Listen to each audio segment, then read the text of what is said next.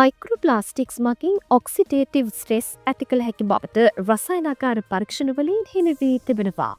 රාජකීය නිල්බන් තාක්ෂණ ආයතනයේ සහ අම්බැක්වරි විශ්වවිද්‍යාලයේ මයික්‍රෝප්ලාස්ටික් පරීක්ෂකයෙකු වන ආචාර්ය ස්කොට් විල්සන් පවසන්නේ ඊයන් යොදාගෙන සිදු කළ පරීක්ෂණයකින් එය සනාථ වූ බවයි.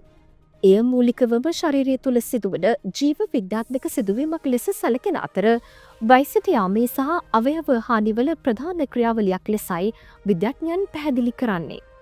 සැලකිලිමත් විය යුතු ප්‍රතිශක්තිකරණ ක්‍රියාවලිය දැවිල්ල වන අතර එහිදී මයික්‍රෝප්ලාස්ටික් ප්‍රතිශක්තිකරණ පද්ධතිය උත්තේජනය කිරීමට සම්බන්ධ වී ඇති බවද ඔවුන් පෙන්වා දෙනවා.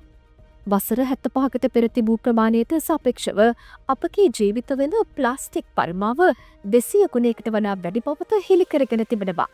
විශේෂයෙන් එන්වයරන්මෙන්ටල් මයික්‍රෝප්ලාස්ටික්ස් මිලිමීටර් 5ට අඩු ප්‍රමාණයේ කුඩා ප්ලාස්ටික් කැබලි වටා පවතින අතර ඒවා නැනෝ ප්ලාස්ටික් ලෙස හඳුන්වල ඉතා කුඩා අංශ දක්වා කුඩු කළ හැකි.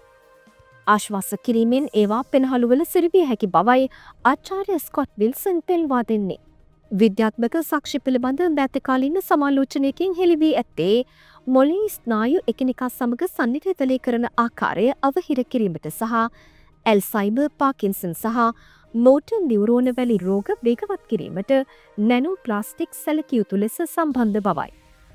විශේෂයෙන් කුඩා ළමුන් සහ ලදරුවන් සෙල්ලම් බලු මගින් මයික්‍රෝප්ලාස්ටික්ස් ශරීරයට එක්කර ගන්නා බවද ආචාර්යවරයා පවසනවා.